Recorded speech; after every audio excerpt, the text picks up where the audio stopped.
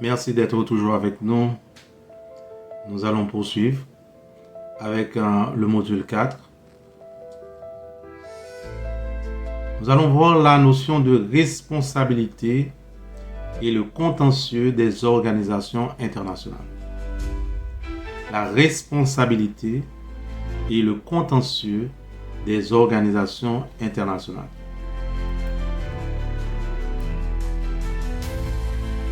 Les organisations internationales sont des entités autonomes créées par des États pour remplir des missions spécifiques sur la scène internationale.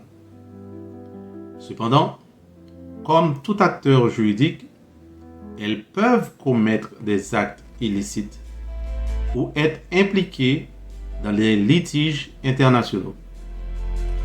C'est ainsi que ce module vise à analyser en détail la responsabilité juridique des organisations internationales et les mécanismes de règlement des différends dans lesquels elles sont impliquées. Comme nous venons de dire, tout acteur juridique peut, dans le cadre de l'exécution de sa mission, commettre soit des infractions, soit par action ou par omission. Nécessairement, cela peut donner naissance à des conflits. Cela peut donner naissance à des contentieux.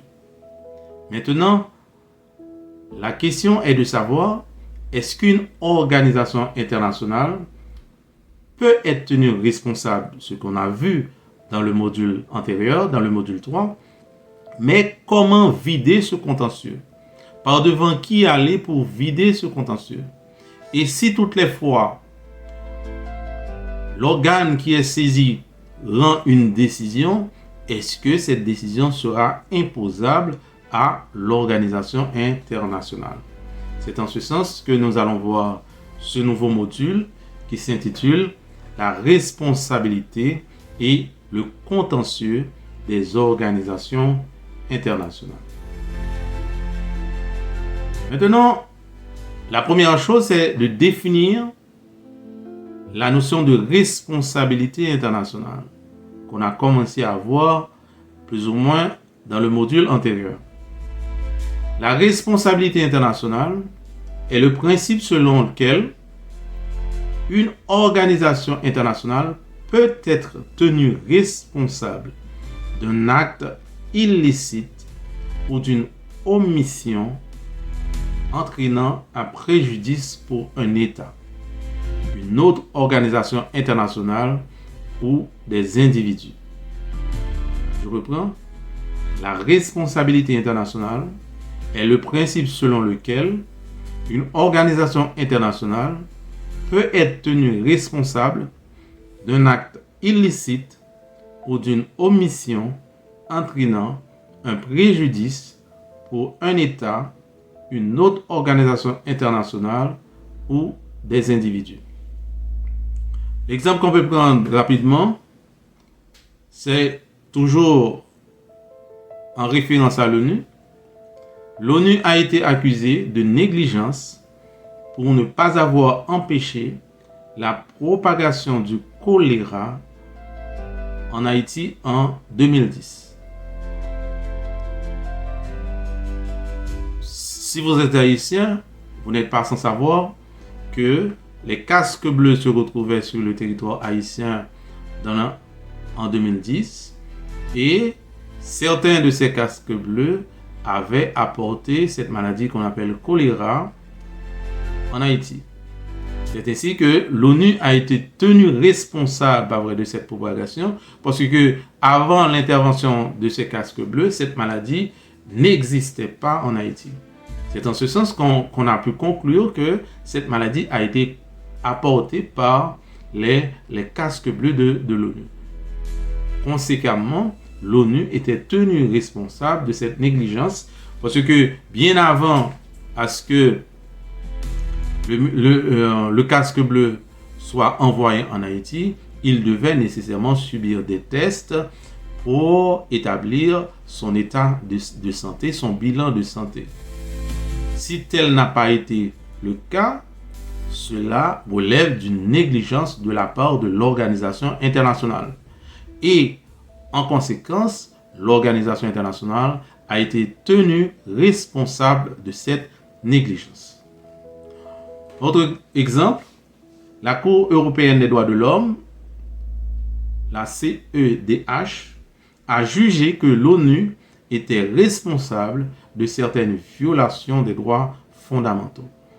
Donc, sur la base de ces exemples, on peut clairement établir que une organisation nationale a une certaine responsabilité dans le cadre de l'exercice de ses missions, encore de ses interventions.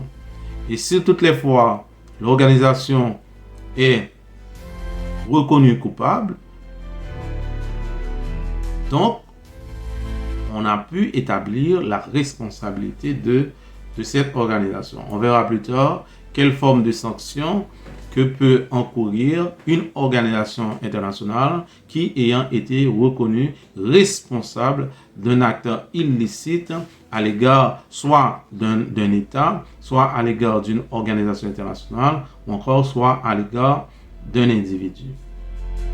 Maintenant, pour établir cette responsabilité, il faut nécessairement un fondement juridique, sans lequel on ne peut pas établir la responsabilité des organisations internationales. C'est ainsi qu'on va voir ensemble les fondements juridiques de la responsabilité des organisations internationales. Le cadre juridique repose sur plusieurs sources. Première source, les traités. Parce que le traité, c'est l'élément fondateur, c'est l'élément constitutif, pas vrai, d'une organisation internationale.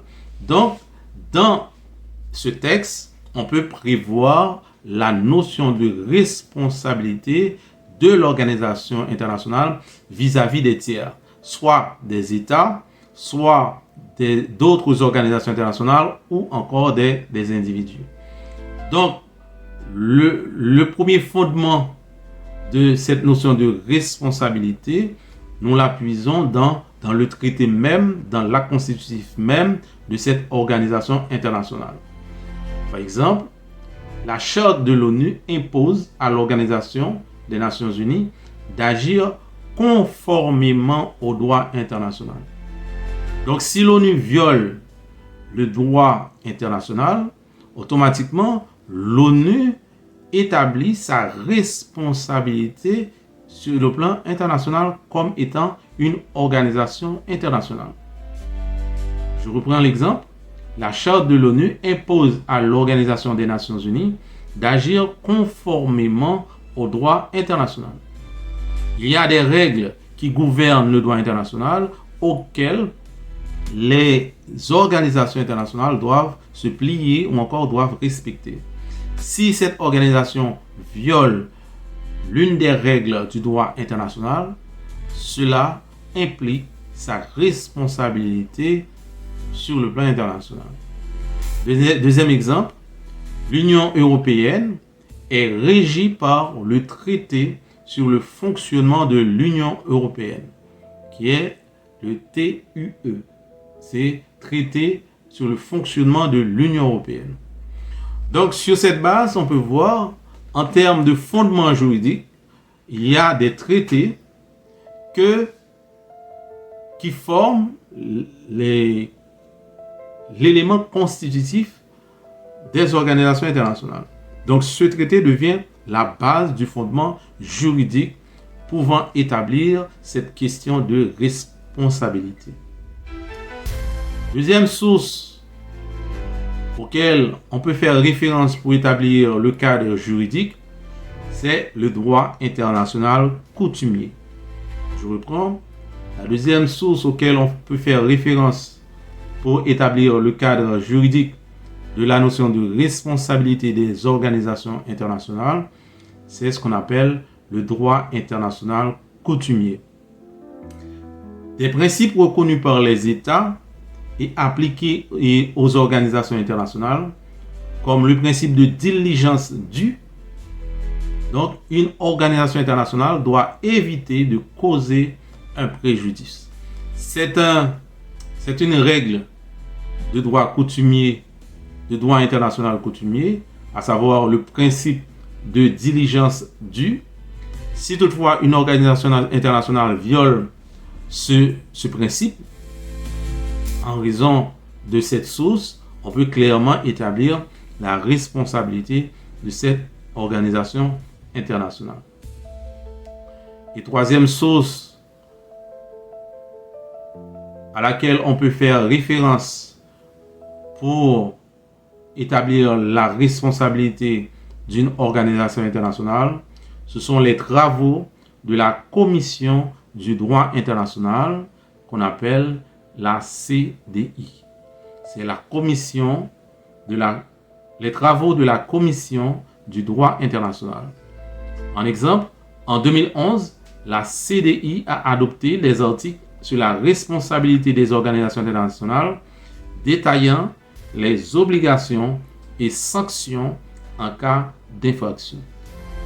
Voici les 3 premières sources auxquelles on peut puiser pour établir le fondement juridique de la responsabilité d'une organisation internationale. En premier lieu, on voit les traités constitutifs. Deuxièmement, nous voyons le droit international coutumier. Et enfin, nous voyons les travaux de la Commission du droit international. Donc, ces 3 sources, on peut puiser dans ces 3 sources pour pouvoir établir la responsabilité d'une organisation internationale qui aurait violé, pas vrai, un principe de droit ou encore une règle de droit international. Mais est-ce que c'est dans tous les cas qu'on peut engager la responsabilité d'une organisation internationale? Nous allons voir qu'il existe des conditions, sans lesquelles conditions on ne peut pas établir cette question de responsabilité vis-à-vis d'une organisation internationale. En ce sens qu'une organisation internationale est responsable si 3 conditions sont réunies. Premièrement, il faut qu'il y ait un fait internationalement illicite. Premièrement, il faut qu'il y ait un fait internationalement illicite, en ce sens que l'organisation internationale doit avoir violé une règle de droit international.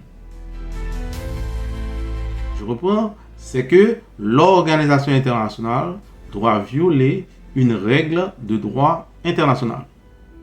Si tel n'est pas le cas, on ne pourra pas établir la responsabilité de cette organisation internationale. Je reprends. Nous disons, ce n'est pas dans tous les cas qu'on va dire qu'une organisation internationale est responsable.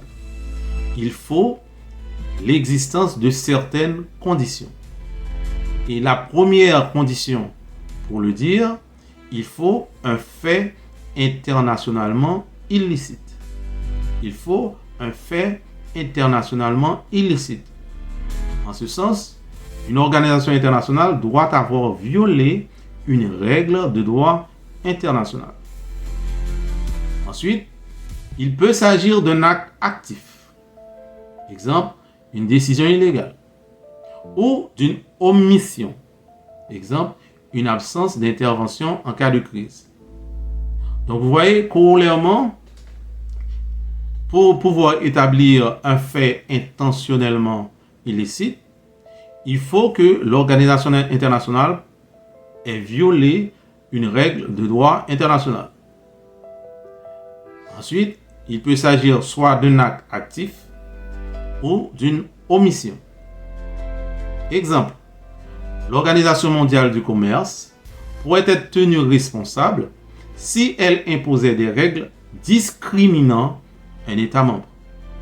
C'est-à-dire, l'organisation ne peut pas prendre des dispositions à caractère discriminatoire à l'égard d'un État. si toutes les fois l'organisation le faisait, on pourrait considérer ça comme étant un fait internationalement illicite. Sur cette base, cela peut établir la responsabilité par voie de l'organisation internationale. Deuxième condition, c'est l'imputabilité à l'organisation internationale. L'acte doit être directement attribuable à l'organisation et non aux États membres. Je reprends, c'est extrêmement important. L'acte doit être directement attribuable à l'organisation et non aux États membres. Si un fonctionnaire de l'ONU commet une faute dans l'exercice de ses fonctions, c'est l'ONU qui en porte la responsabilité. Parce que lorsque le fonctionnaire agit, il agit en sa qualité de membre de l'ONU. Il n'agit pas en tant que citoyen d'un État, mais il agit en tant que membre de l'ONU. C'est en ce sens que s'il viole une règle de droit international, c'est l'organisation internationale qui sera considérée comme étant avoir violé cette règle de droit international. Exemple, l'ONU a été tenue responsable des crimes commis par certains casques bleus en Afrique. Les casques bleus ont commis des crimes en Afrique. Donc, de ce fait, ces casques bleus agissaient en tant que fonctionnaires de l'Organisation des Nations Unies. Voilà pourquoi que c'est l'ONU qui sera tenue responsable de ces 10 actes. Par le fait que l'acte est directement attribuable à l'Organisation des Nations Unies. Donc, en deuxième condition pour établir la responsabilité de l'organisation internationale, nous avions dit que c'est l'imputabilité de l'organisation internationale. Il faut qu'on puisse attribuer l'acte illicite à l'organisation internationale. Et troisième condition, il faut un dommage qui a été causé. S'il n'y a pas eu de dommage, on ne pourra pas sanctionner ou encore établir la responsabilité. Il faut qu'il y ait un dommage. La responsabilité d'une organisation internationale est engagée uniquement si un préjudice a été causé et a été prouvé. Je reprends. Troisième condition pour établir la responsabilité d'une organisation internationale, il faut qu'il y ait un dommage qui a été causé.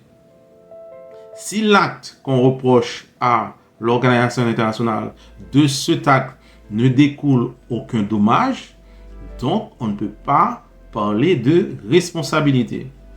Il faut que l'acte ait causé un préjudice.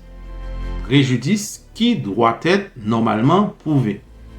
Exemple, une décision de la Banque mondiale qui cause des pertes financières à un État peut entraîner la responsabilité de la Banque mondiale. Je reprends l'exemple.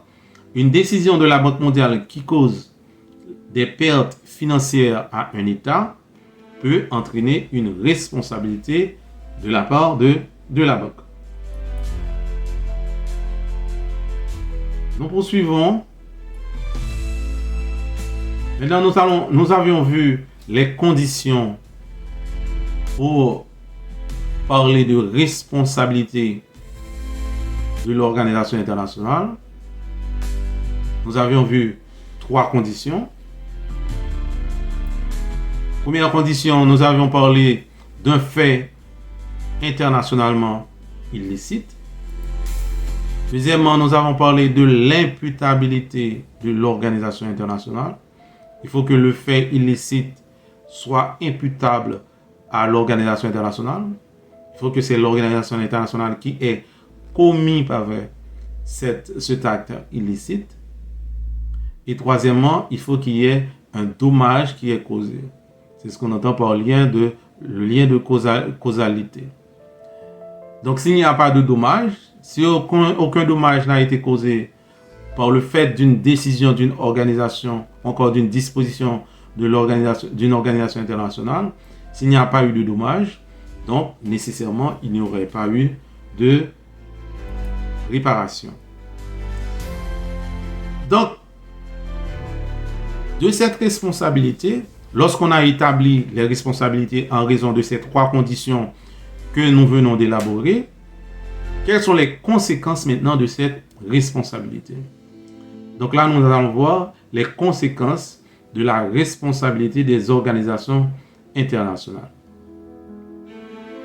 Une organisation internationale reconnue responsable doit réparer le dommage selon plusieurs formes.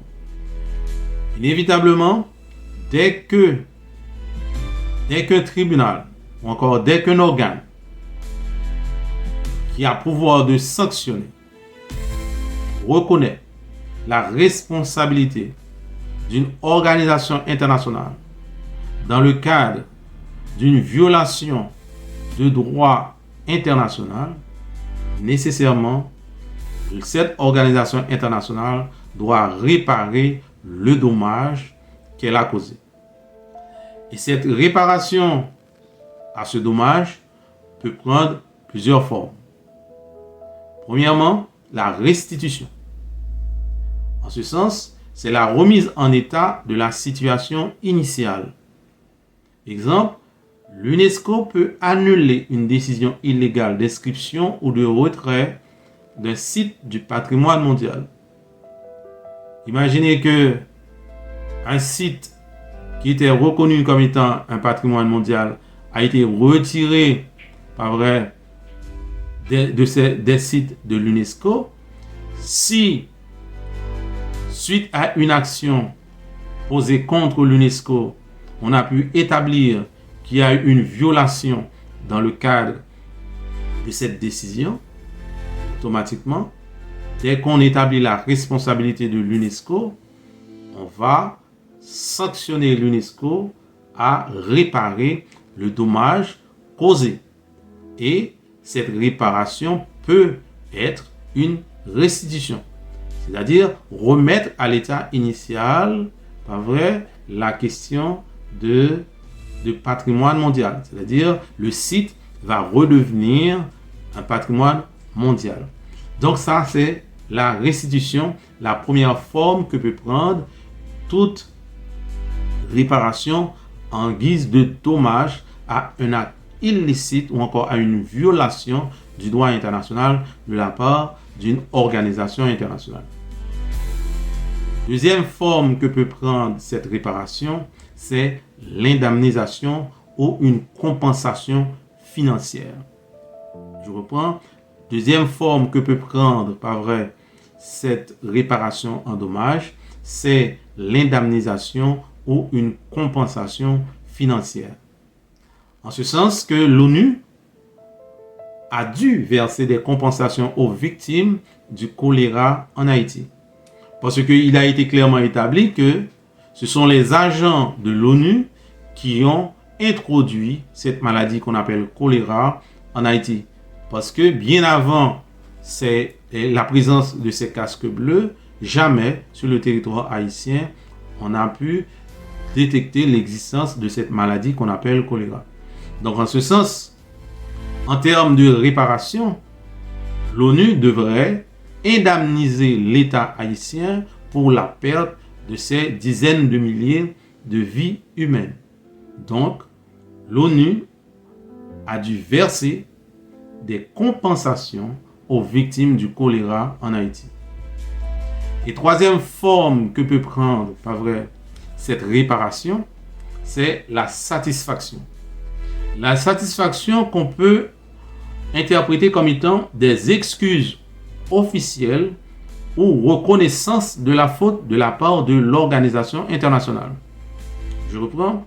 La troisième forme de réparation qu'on peut imposer à l'État, à l'organisation internationale en guise de réparation des dommages, c'est la satisfaction. La satisfaction qui peut être prise dans le sens d'excuses officielles ou de reconnaissance de la faute de la part de l'organisation internationale. Par exemple, en 2005, l'Union européenne a présenté des excuses à des États africains pour des erreurs de politique commerciale. Voici les 3 formes de sanctions, ou plutôt de réparation, en raison des dommages causés par une violation du droit international de la part d'une organisation internationale. La première forme, c'est la restitution. La deuxième forme, c'est l'indemnisation ou compensation financière. Et la troisième forme, c'est la satisfaction. Nous disons encore que la satisfaction, c'est une forme d'excuse officielle ou de reconnaissance de la faute de la part de l'organisation internationale. Maintenant, nous allons aborder la notion de contentieux des organisations internationales. Et lorsque nous abordons un nouveau thème, la première chose qu'on a à faire, c'est de définir le thème dont il s'agit. Qu'est-ce qu'on entend par contentieux des organisations internationales?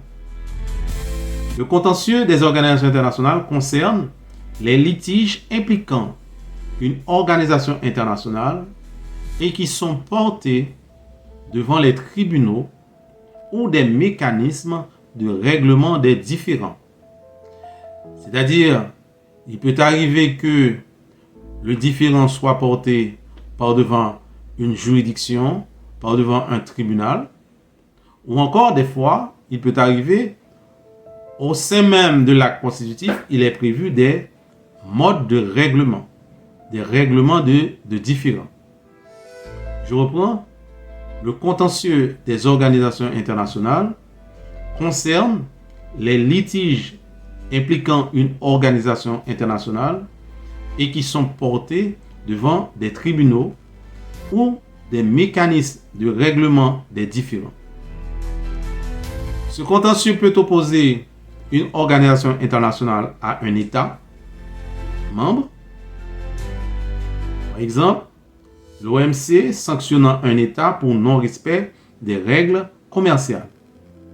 Donc, c'est-à-dire le différend peut survenir en tout premier lieu entre une organisation internationale à un État membre. Deuxièmement, le contentieux peut opposer une organisation internationale à une autre organisation internationale. Je reprends. Le contentieux peut opposer une organisation internationale à une autre organisation internationale. Par exemple, conflit entre l'ONU et ses agences. Par exemple, l'ONU a plusieurs agences. Il peut y avoir un conflit direct entre l'ONU et l'une de ses agences. Et enfin, le contentieux peut opposer une organisation internationale à des individus ou des entreprises. Par exemple, un employé peut contester une décision du FMI et porter l'affaire par devant une juridiction qui aura à statuer sur ce contentieux.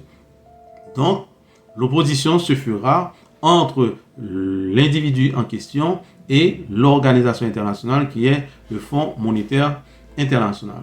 Donc, en troisième catégorie, il peut y avoir opposition entre l'organisation internationale et des individus, ou encore entre l'organisation internationale et des entreprises. Maintenant, les juridictions qui sont compétentes pour juger les organisations internationales. Est-ce qu'il en existe? Est-ce qu'on peut aller porter plainte par devant une juridiction sur le plan international contre une organisation internationale qui aurait violé une règle de droit international? Oui, il en existe.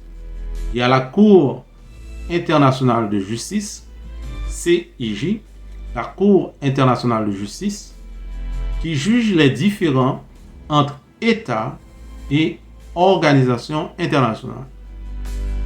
Donc, en ce sens, il existe sur le plan international des juridictions qui peuvent trancher des litiges nés entre organisations internationales et États, entre organisations internationales et organisations internationales, et entre organisations internationales et individus ou encore les entreprises.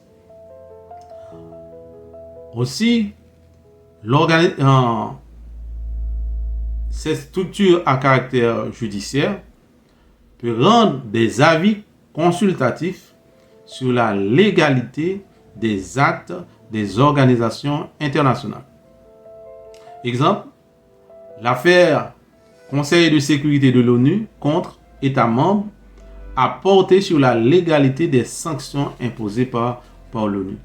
Donc, c'est ce qu'il faut retenir ici en matière de contentieux. S'il existe des juridictions capables de trancher des litiges nés entre une organisation internationale et d'autres sujets de droit international, la réponse est clairement positive, en ce sens qu'il existe la Cour internationale de justice capable de trancher des litiges nés entre des organisations internationales et un État membre, entre une organisation internationale et une autre organisation internationale, et entre une organisation internationale et un individu ou une entreprise. Donc, la question est claire. La réponse est claire.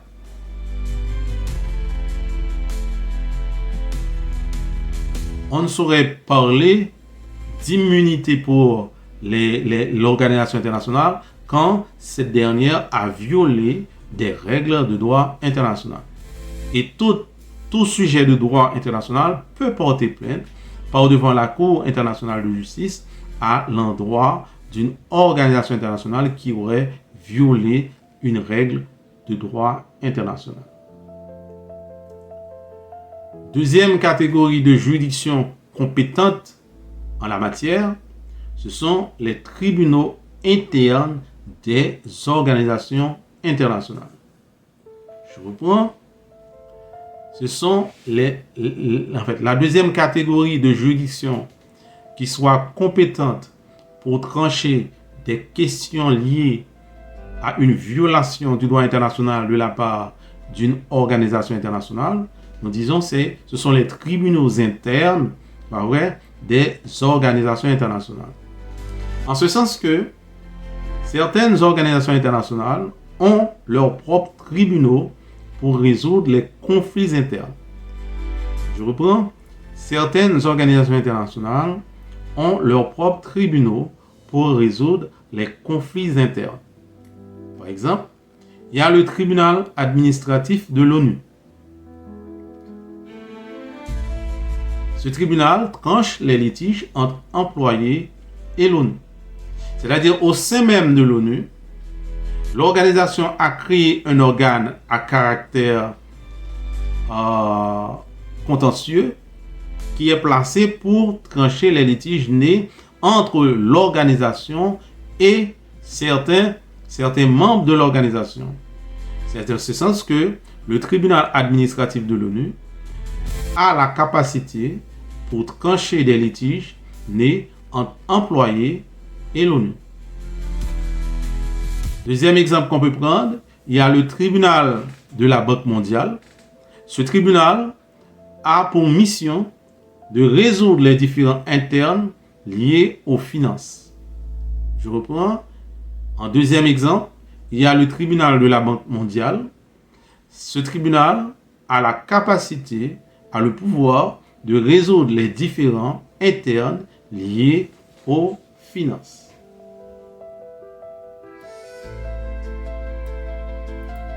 Nous poursuivons pour parler maintenant des juridictions, d'autres juridictions qui est en mesure de trancher des litiges dont une organisation internationale est partie. Ce sont les juridictions régionales et aussi il y a les arbitres internationaux. Je reprends. Il y a une autre catégorie de juridictions qui peuvent trancher des litiges dont une des parties est l'organisation internationale. Ce sont les juridictions régionales et les arbitres internationaux. En tout premier lieu, prenons la Cour de justice de l'Union européenne.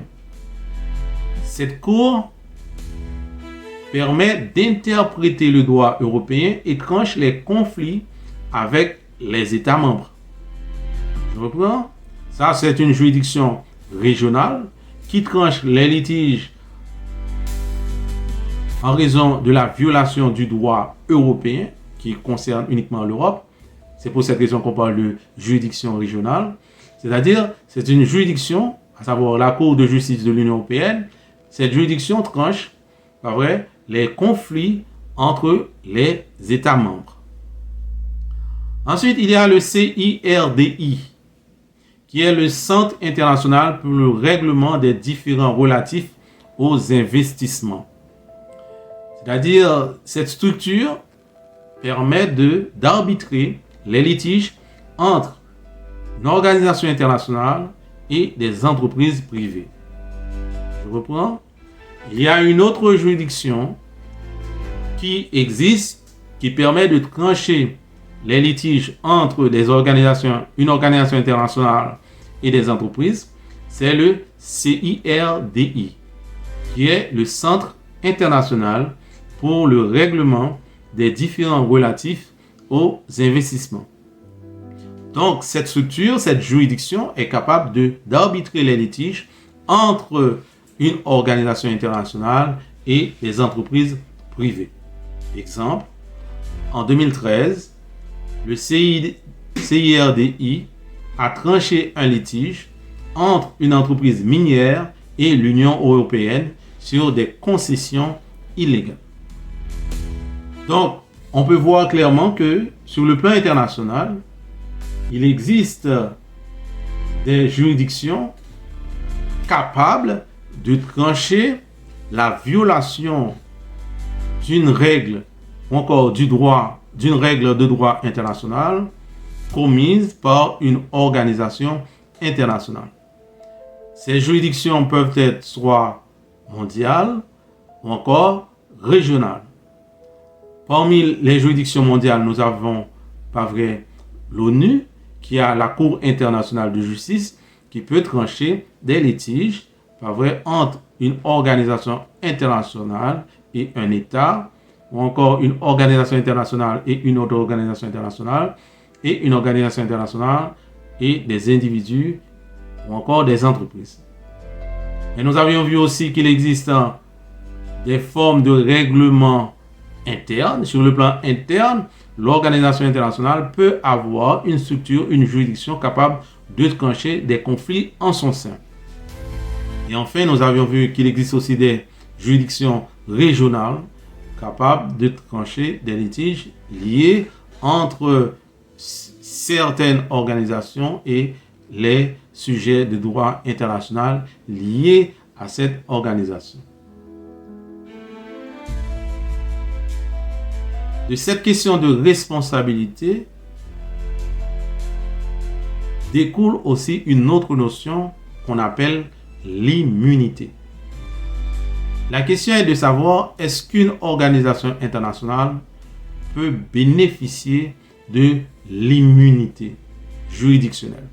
C'est-à-dire qu'on ne peut pas, est-ce que l'organisation peut bénéficier de la possibilité de pouvoir être esté en justice. C'est à cette question que nous allons essayer de trouver une réponse en abordant ce point sur l'immunité juridictionnelle des organisations internationales. Nous disons que les organisations internationales bénéficient souvent d'une immunité juridictionnelle, c'est-à-dire qu'elles ne peuvent pas être jugées par devant les tribunaux nationaux. Je reprends encore une fois.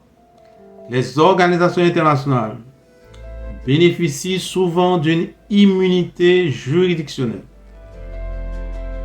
c'est-à-dire qu'elles ne peuvent pas être jugées par devant les tribunaux nationaux. Cette règle générale en matière d'immunité souffre bien sûr d'exceptions. Car, comme on dit souvent, c'est l'exception qui fait la règle.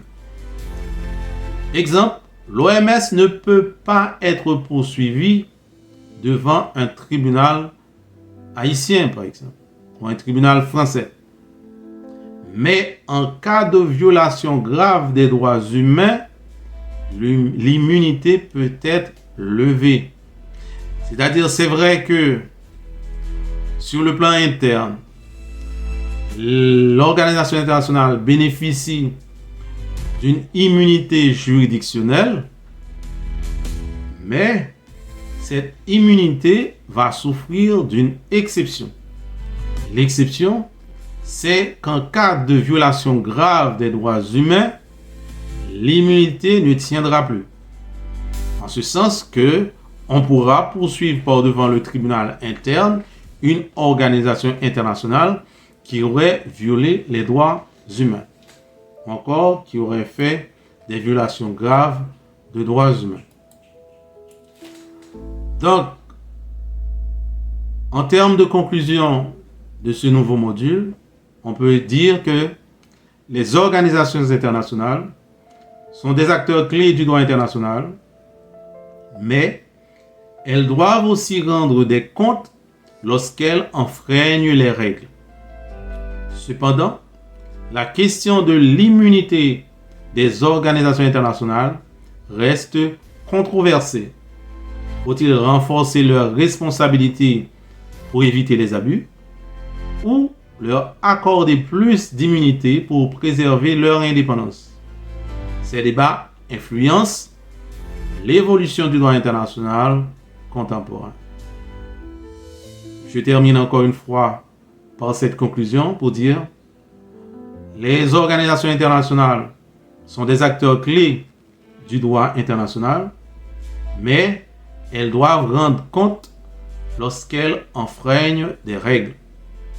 Cependant, la question de l'immunité des organisations internationales reste controversée. Faut-il donc renforcer leurs responsabilités pour éviter les abus ou leur accorder plus d'immunité pour préserver leur indépendance? Ces débats influencent l'évolution du droit international contemporain. Voilà ce qu'il y avait à dire pour le module 4 traitant du contentieux pour les organisations internationales. Nous allons poursuivre pour terminer avec le module 5, pas vrai, qui traitera des enjeux actuels et à venir des organisations internationales. Donc c'est une perspective qu'on va voir en matière d'enjeux et d'avenir des organisations internationales. À tout de suite.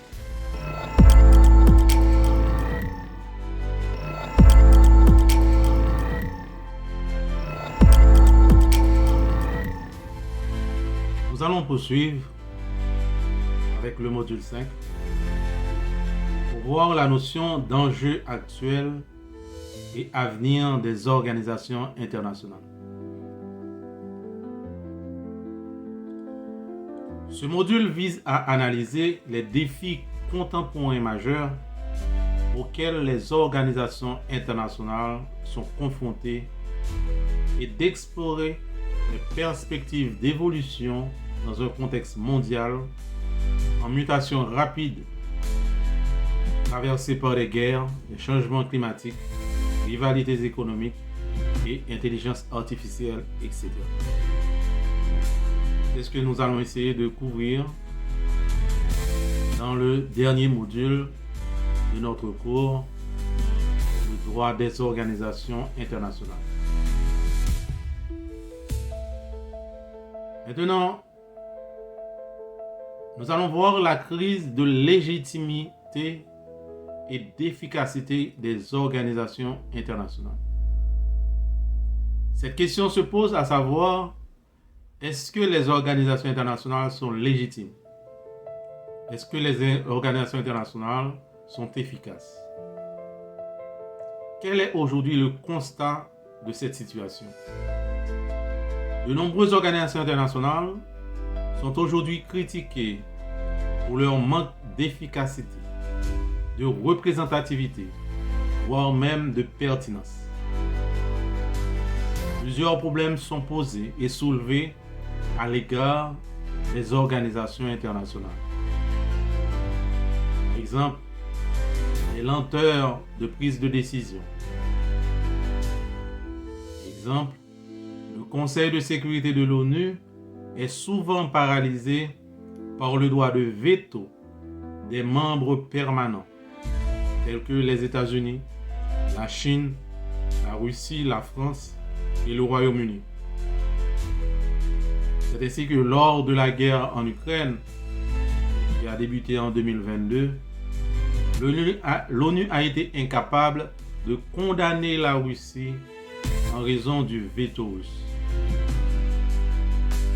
Ensuite, autre problème soulevé à l'égard de cette organisation, le manque de représentativité. Par exemple, les pays africains ou émergents sont sous-représentés dans les grandes organisations internationales, notamment au sein de l'ONU, au FMI ou à la Banque mondiale.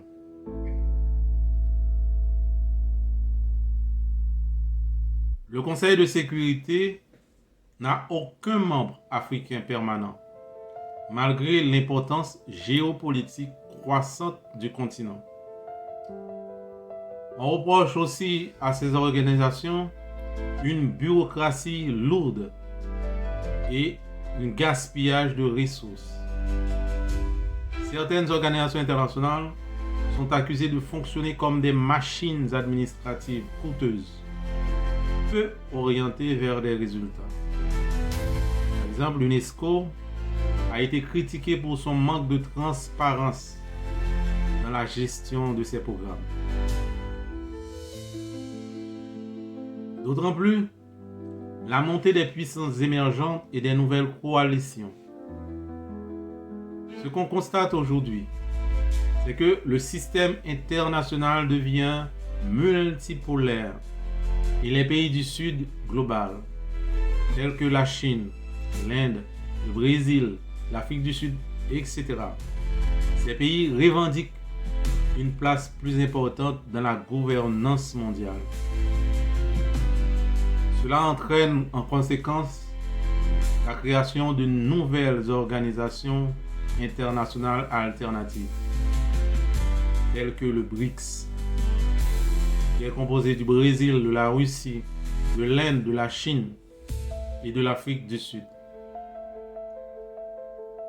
Nous sommes en mesure de constater actuellement la création d'une nouvelle banque de développement qu'on appelle la NDB, qui est créée en vue de concurrencer le Fonds monétaire international et la Banque mondiale. Aussi, on voit l'apparition d'une nouvelle organisation de coopération de Shanghai, qu'on appelle l'OCS, qui constitue une alliance géopolitique et économique pilotée par la Chine et la Russie. D'autres problèmes qu'on peut déceler sur le mode de fonctionnement des organisations internationales, c'est que c'est une contestation du modèle occidental de gouvernance. Par exemple, actuellement, la Chine propose une alternative à l'ordre libéral basé sur la souveraineté absolue des États, au détriment des droits de l'homme.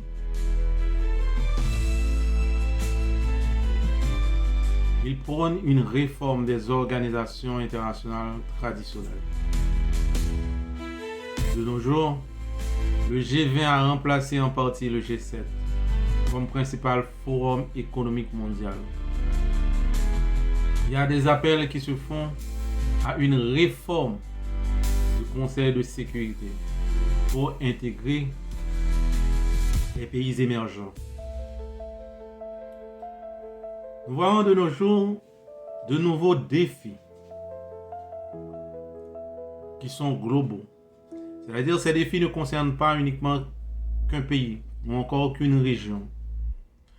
Les organisations internationales sont confrontées à des défis transnationaux qu'aucun État ne peut résoudre seul. Par exemple, le cas du changement climatique. L'ONU, via le GIEC et la Convention cadre sur les changements climatiques, COP, sont au cœur des négociations climatiques. Nous voyons qu'il existe des difficultés à obtenir des engagements contraignants des États. Malgré que les États sont partis à ces initiatives, mais par rapport aux enjeux économiques, ces États ne prennent pas de véritables dispositions en vue de remédier à cette question, par exemple, de changement climatique. Un exemple, l'accord de Paris de 2015 est un tournant, mais non contraignant juridiquement. C'est-à-dire, de cet accord, on ne peut pas imposer les principes de cet accord aux États membres. D'autant plus, il y a des pandémies mondiales. Par exemple, la crise du Covid-19 a révélé les limites de l'Organisation mondiale de la santé, de la coordination sanitaire mondiale. Il y a des tensions entre pays sur la transparence. Par exemple, les accusations de la Chine, les partages de vaccins. Il y a un accès inégalitaire entre pays riches et pays pauvres. Autre point qu'on révèle, qu'on devrait souligner dans le cas des enjeux actuels des organisations internationales, il y a la question des conflits armés et la sécurité collective. Nous sommes tous témoins de l'impuissance de l'ONU en Syrie, en Ukraine ou à Gaza. On se questionne sur l'efficacité du système de sécurité collective. Nous sommes aussi témoins d'une multiplication des conflits non étatiques, tels que le terrorisme, les milices et les cyberattaques. Autre point qu'on peut soulever, c'est la question des flux migratoires et des réfugiés. Le HCR, qui est le Haut Commissariat des Nations Unies pour les réfugiés, est débordé face aux crises migratoires, telles que en Syrie, en Afghanistan, au Venezuela, en Afrique du Sud, en Afrique subsaharienne et actuellement en Haïti. En raison des troubles politiques, il est question de près d'1 million de déplacés, de personnes fuyant la capitale en raison des actes barbares posés par des hommes lourdement armés. Autre point qu'on peut soulever, toujours en rapport avec les enjeux que font face ou que doivent faire face les organisations internationales, il y a la question de la révolution numérique et l'intelligence artificielle. Et on peut remarquer qu'il existe une absence de régulation mondiale cohérente sur l'IA, les données personnelles et les cyberattaques. On peut aussi noter que l'Union internationale des télécommunications peine à imposer des mesures universelles. Est-ce pourquoi, dans le cadre de ces enjeux, on voudrait aller vers une réforme de la gouvernance mondiale? C'est tout un débat qui tourne autour de la réforme du Conseil de sécurité de l'ONU. Par exemple, on pourrait opter pour l'intégration du Brésil, de l'Inde, du Japon, d'un pays africain. On devrait aller aussi vers un rééquilibrage des droits de vote au sein du FMI et de la Banque mondiale en faveur des pays du Sud. On devrait opter pour le renforcement de la légitimité démocratique des organisations internationales. Il faudrait une participation accrue et active de la société civile. Il faut qu'il y ait une transparence, surtout sur la question de responsabilité. Par exemple, en 2010, le FMI a augmenté la part de vote de la Chine et de l'Inde, mais cette réforme reste partielle. Il faudra travailler vers pour atteindre des organisations internationales beaucoup plus inclusives et ouvertes à la société civile. Les organisations internationales ne peuvent plus ignorer la société civile internationale, les ONG, les entreprises et les citoyens. Il faut une nette participation des organisations non gouvernementales dans les conférences onusiennes telles que COP ou encore des forums sociaux. Il faut beaucoup plus de pression pour plus de transparence et d'éthique dans les décisions. Par exemple, augmenter les campagnes d'Amnesty International ou Human Rights Watch. Exemple, le Pacte mondial des Nations Unies associe les entreprises à des engagements éthiques sur les droits humains et environnementaux. Il faut aussi travailler vers une spécialisation accrue des organisations internationales. Car l'avenir pourrait être marqué par une multiplication d'organisations internationales spécialisées dans des domaines cibles.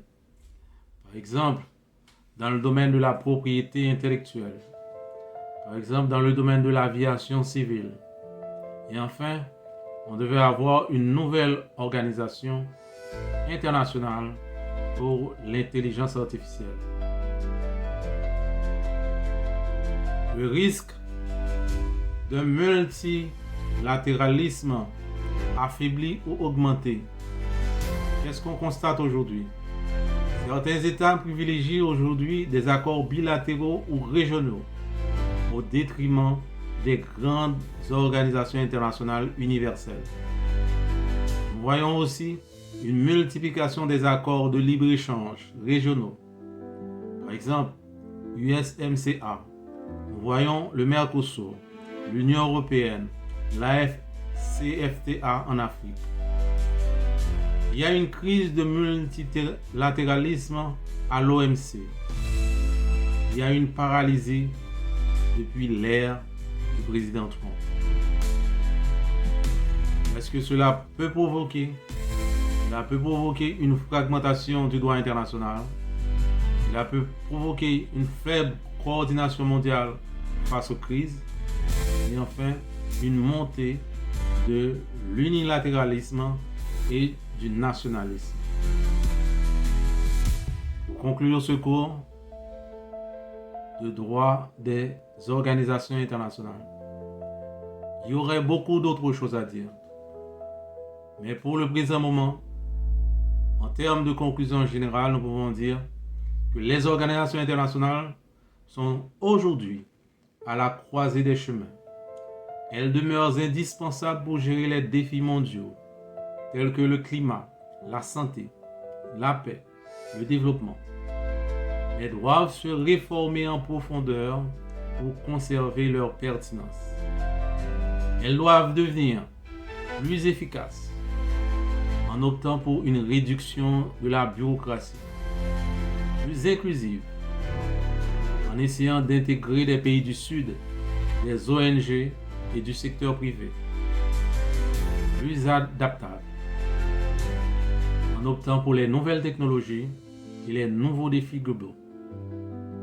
L'avenir des organisations internationales dépendra donc de leur capacité à se transformer sans renier leurs principes fondateur de coopération, de solidarité et de paix.